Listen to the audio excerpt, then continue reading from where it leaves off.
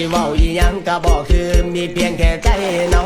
มันควรนั่งเหงาอยู่ซื่อๆปล่อยให้เขาได้เจ้าไปเสียใจสำใดบ่ตามตื้อมันควรหูโตมันควรจื้อมาเป็นตั้งคือก็เฮ็ดใจอนาคตอยู่มองใดแม่นไปหอดบ่เห็นทางเก่งยิงขัดเท่าบ่ใส่ห่างหาห่างแต่หนูรอไต่กบมือนี้ก็พอเข้าใจคันเจ้าบ่เลือกสิคืนคบความหักที่เราก็ต้องจบด้วยการลบเจ้าด้วยดี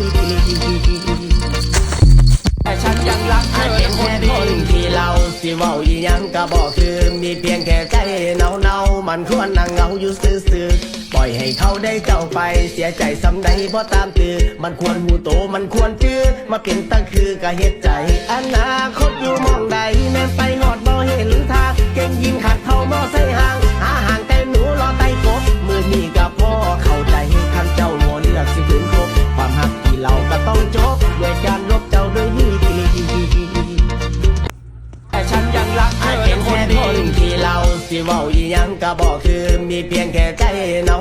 มันควรนั่งเหงาอยู่ซื่อๆปล่อยให้เขาได้เจ้าไปเสียใจสำใดบ่ตามตื้อมันควรหูโตมันควรจื้อมาเป็นตั้งคือก็เฮ็ดใจอนาคตอยู่มองใดแม่นไปหอดบ่เห็นทางเก่งยิงขัดเท่าบ่ใส่ห่างหาห่างแต่หนูรอไต่กบมือนี้ก็พอเข้าใจคันเจ้าบ่เลือกสิคืนคบความหักที่เราก็ต้องจบด้วยการลบเจ้าด้วยดี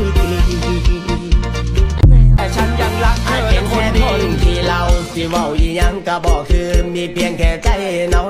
มันควรนั่งเหงาอยู่ซื่อๆปล่อยให้เขาได้เจ้าไปเสียใจสำใดบ่ตามตื้อมันควรหูโตมันควรจื้อมาเป็นตั้งคือก็เฮ็ดใจอนาคตอยู่มองใดแม่นไปหอดบ่เห็นทางเก่งยิงขัดเท่าบ่ใส่ห่างหาห่างแต่หนูรอไต่กบมือนี้ก็พอเข้าใจคันเจ้าบ่เลือกสิคืนคบความหักที่เราก็ต้องจบด้วยการลบเจ้าด้วยดี